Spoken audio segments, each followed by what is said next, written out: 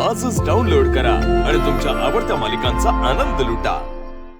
एकदा प्रोडक्ट्स मधलं food colour जे वापरलंय ते अप्रूव्ड आहे ना हे चेक करून घ्या। लहान मुलांसाठी पॅकेज फूड चांगलं नसतं हे त्या पॅकेजिंग वरती लिहिलंय की नाही ते एकदा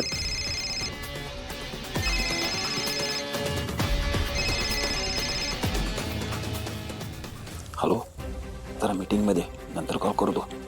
ओके, ते एकदा चेक करून घ्या आणि तुम्ही आता जा सगळे घरी। जा जा, आम्ही चिडून नाही सांगत आहे, कारण तुमचं कोणाचंही माझ्या बोलण्याकडे लक्ष नाहीये, तेव्हा तुम्ही घरी जा आता। Thank you sir.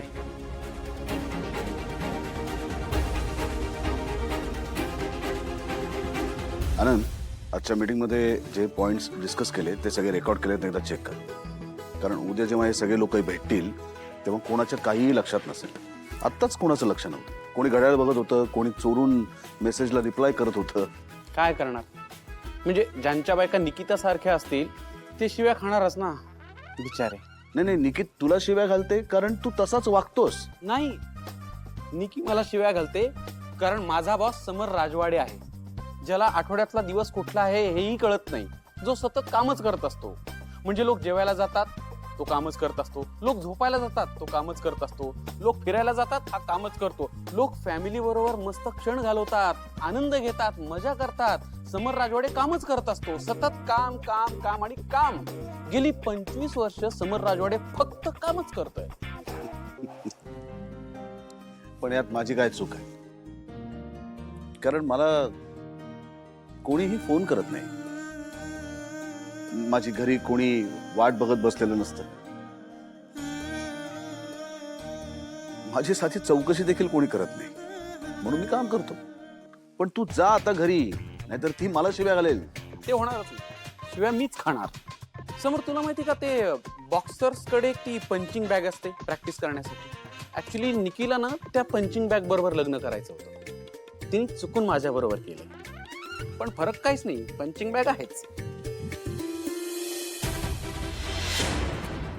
दादा, ती बघा, ती पांढरी गाडी आहे ना, त्या गाडीचा पाठलाग करा। जरा फास्ट चला ना, ती खूप फास्ट चालली आहे गाडी। अहो दादा, तुम्ही इतके स्लो नका चालू, सिग्नल लागला तर ते पुढे निघून जातील। थोडं थोडं फास्ट चला ना दादा।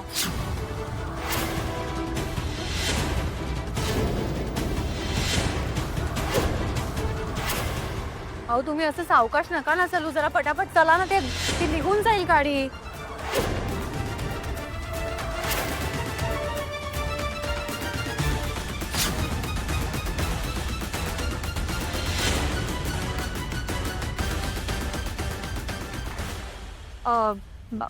मला तुमच्या साहेबांना भेटायचंय।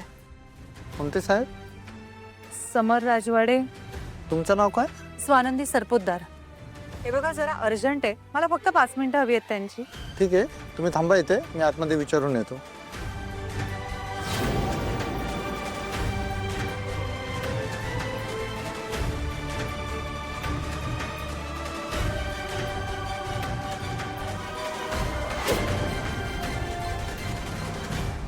समोर मी हे चेक केलंय, तू एकदा क्रॉस चेक करून फायनल कर।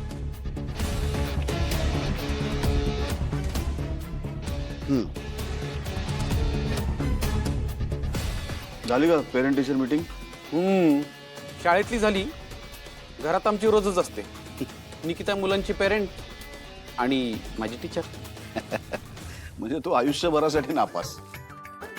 मित्रा, तुझ्या आयुष्यात एकदा एखादी स्त्री आली ना, मग तुला कळेल, पुरुषांना कशातलं काहीही कळत नाही, त्याची पदोपदी जाणीव करून देतात नाही, म्हणजे बायका।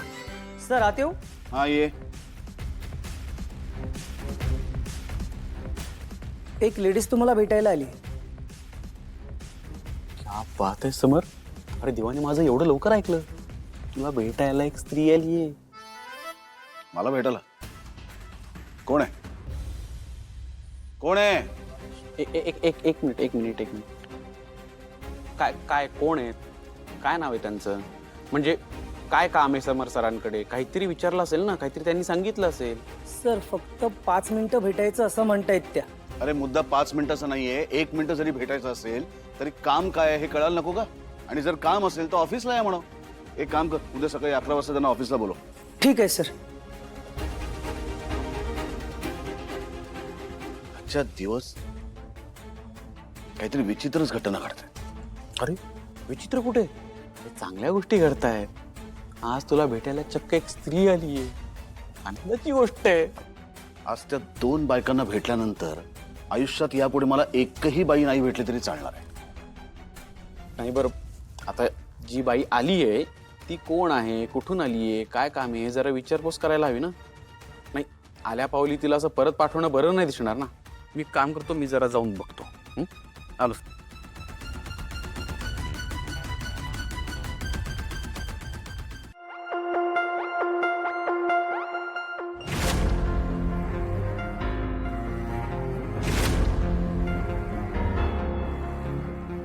काय झालं मॅम, काय काम?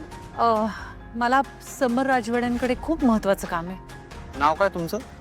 मी स्वानंदी सरपोतदार आहे. तो त्यांच्या गाडीचा जो ऍक्सिडेंट झाला त्यात माझी आई आणि बहीण सुद्धा होते. त्यांचं बोलणं झालं होतं ना त्यांच्याशी. नाही बोलणं नाही झालं मॅडम, भांडण झालं असं म्हणा. त्या बाई तुमच्या आई का? हो. अहो काय तुमच्या आई? अहो अक्षरशः भर रस्त्यात तमाशा केला त्यांनी. अहो आम्ही सभ्य माणसं आहोत म्हणून, नाहीतर. आणि त्यामुळे समर सरांचा केवढा वेळ वाया गेला माहितीये तुम्हाला? नाही मी काय म्हणते, नाही नाही तुम्ही काही बोलूच नका मॅडम. कारण काय आहे, तुम्हाला माहीतच नाहीये तुमच्या आईने केवढा मोठा धिंगाणा घातलाय तिकडे. आणि मला सांगा, तुमच्या बहिणीला खरंच लागलं का हो एवढं? नाही नाही, कारण आम्हाला तसं वाटतच नाही ना. गाडीचा स्पीड तेवढा नव्हताच मुळात. आणि काय हो तुमच्या आई, तुमच्या आई अक्षरशः त्या लोकलच्या लेडीज डब्यामध्ये जशा कसा भांडण करतात ना, तशा भांडत होत्या. तुम्हाला माहिती, या सगळ्या प्रकारामुळे समर सरांना त्यांच्या बहिणीच्या कार्यक्रमालाही जाता आलं नाहीये. मी माफी मागते. पण ऐका, माझं खूप महत्वाचं काम आहे त्यांच्याकडे. नाही, तो तुम्हाला भेटणार नाही. असे कसे नाही भेटणार? ठीक आहे फाईन, भेटणार नसतील ना तर ते जोपर्यंत मला दिसत नाही तोपर्यंत मी इथेच उभी राहते. मॅडम तुम्ही दिवसभर जरी इथे थांबलात ना तरी समर सर तुम्हाला आज भेटणार नाहीत, कारण ते खूप चिडले. माझ्या फॅमिलीला सुद्धा या सगळ्याचा खूप त्रास झालाय. आणि मी म्हणते ना तुम्हाला की मी माफी मागते त्यांची, पण माफी मागायलाही मला त्यांच्या समोर तर यावं लागेल ना. मॅडम माफी मागून हा प्रश्न सुटणार नाहीये. समर सर खूप हर्ट झाले. त्यांचं त्यांच्या बहिणीवर, त्यांच्या कुटुंबावर किती जास्त प्रेम आहे हे तुम्हाला सांगूनही नाही कळणार. माझं पण आहे माझ्या कुटुंबावर प्रेम. माझी आई, माझे बाबा आणि माझी बहीण तिथे कस्टडीमध्ये आहेत. माझ्या समोरचा प्रॉब्लेम ना जास्त गंभीर आहे. कळलं मला, तुमचे सर रागवले, पण रागाच्या भरात येऊन त्यांनी आणखी जास्त मोठी चूक केली आहे. तुम्ही मोठी माणसं आहात हो, पण आमच्यासारख्या सामान्य माणसांसाठी ना हे पोलीस स्टेशन, जेल वगैरे हे किती भयंकर असतं, कल्पना आहे का तुम्हाला त्याची? मोठ्या माणसांचे विचार मोठे असतात ना, मग तसंच मनही मोठं असेल ना. सांगा तुमच्या सरांना की त्याच मोठ्या मनाने माझ्या आईला माफ करा म्हणावं.